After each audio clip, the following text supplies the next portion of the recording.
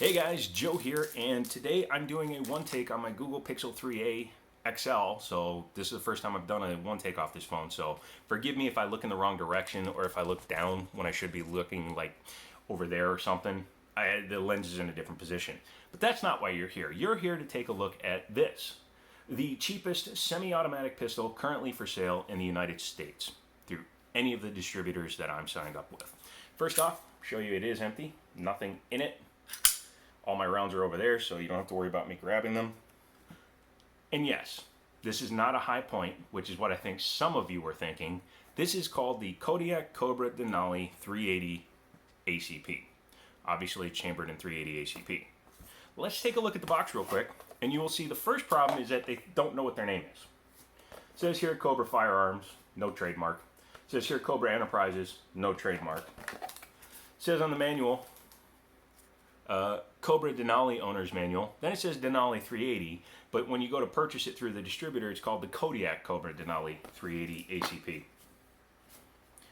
Identity crisis, what can you do? Also, it thinks it's a Derringer.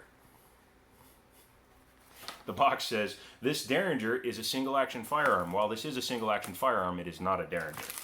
Comes with a gun lock and, of course, your warranty information.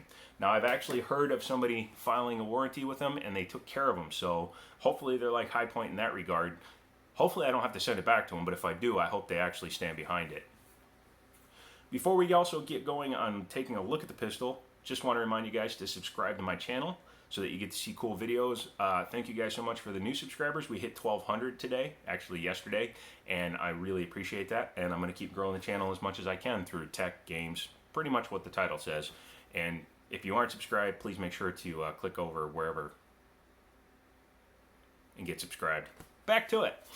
Taking a look at the pistol, I ordered the black and OD green, and it actually has a black barrel, which is kind of impressive for such a low price pistol. I'm sure it costs some money to parkerize something. Because it doesn't lock back, I'm not going to lock it back, but if I do look down the barrel, just know this is a one take, so I'm not actually sitting here and looking down the barrel. Trying to get a sight picture. It's not very good, but it's also not the worst I've ever seen. Let's see if I can get one here. Probably not against my Ironmans, but you can see there, it's just post, post, post.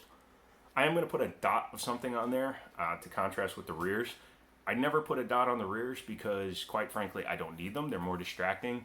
Most shooters will tell you that you're supposed to focus on your front sight, so why in the hell would you put dots on the rear sight?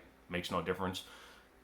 In terms of fast acquisition, it makes some difference if you're trying to use it for elevation when you're target shooting. So to those of you that will just use it for target shooting, you're insane to use this for target shooting, but I've also, TLDR, heard these things are kind of accurate. Let's take a closer look. It's a zinc alloy with a polymer frame and plastic grip panels. Although they did use nice screws to put it together. Unlike a High Point, which just uses Phillips, these actually use an Allen head screw. This is the mag release for the firearm. It's down here on the side. It's not really a heel release, but it's kind of hidden in the back. And it actually works well. Mags do drop free when my hand's not in the way. And it has a manual safety, which is convenient. And, as you can hear, it's pretty definite. So once you click it in, I actually wouldn't feel that unsafe with it. And it's flush, so it's not going to just come undone. If you have a good pocket holster, you should be fine with this. As I said, it is striker fired, and you can see the back of the striker when it is cocked and locked and ready to rock, as they say. And it fires without the mag in it, so keep that in mind. These are based on a couple of different pistols from back in the day. Basically what used to be called your Saturday night specials. Back in the day, there were companies, Jennings made the Witness. It was called the Witness, not the like EAA that we have now. But Jennings made a pistol that looked very much like this, chambered in either 380 or 9, and it was sold for about the same money as this is selling new.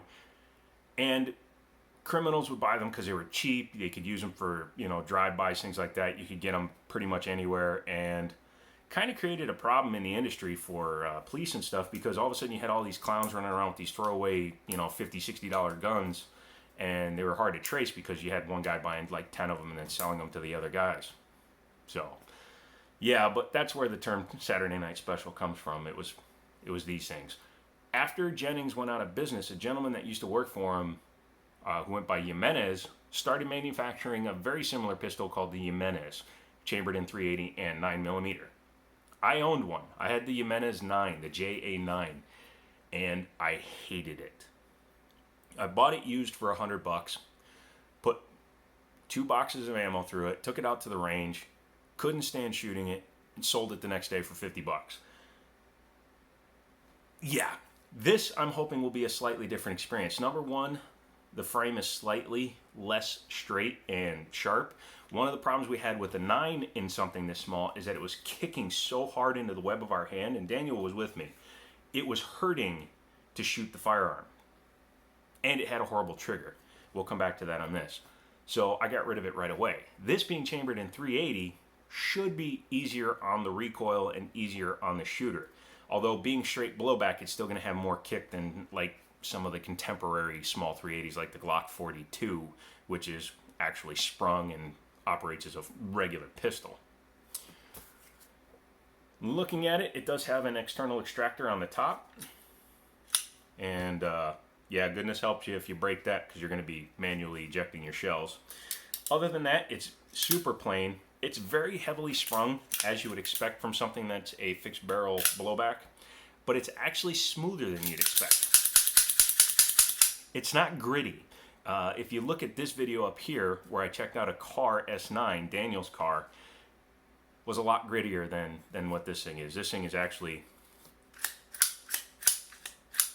pretty darn smooth. So I'm going to give it a little bit of extra lubrication. I'm going to, probably stick something in there to keep it open and re-lube the rails and stuff before we take it out and shoot it. But again, I'm not going to take it apart until after we shoot it, because I'm afraid that I could break something. I've never actually taken a roll pin out, and who knows how tight this one is.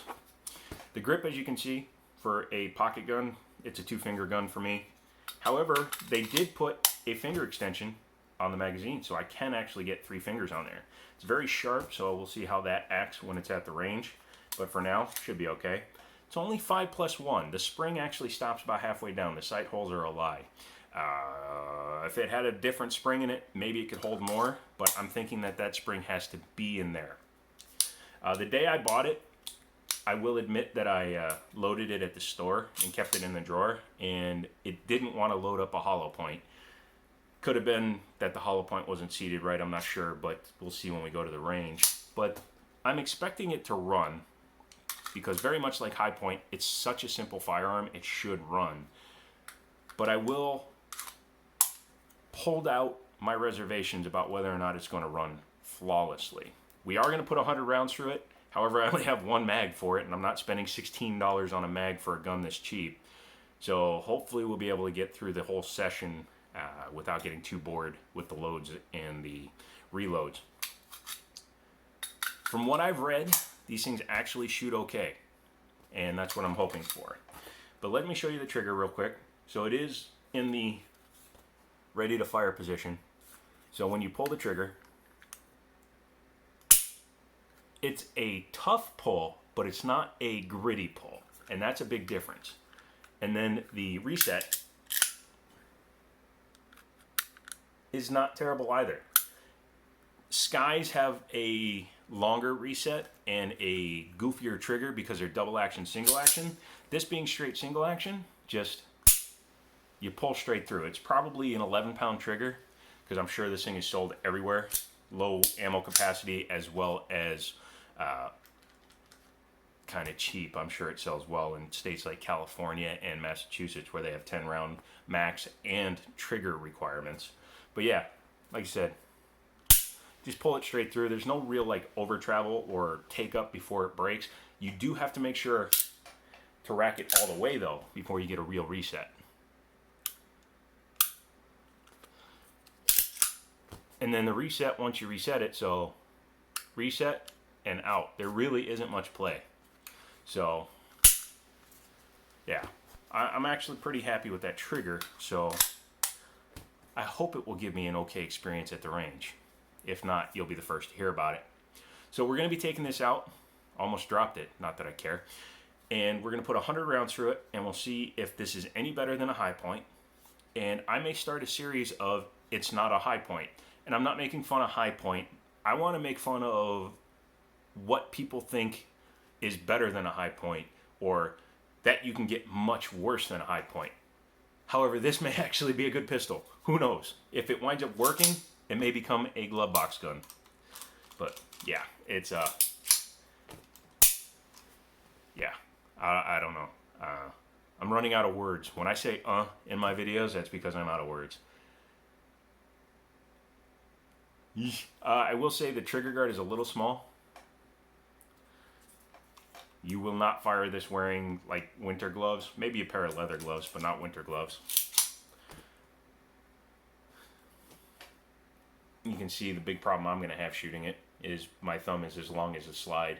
So, but there's no slide release to catch my hand on, and nothing to catch my thumb on like I did in this video with the P1 where I kept jamming my finger.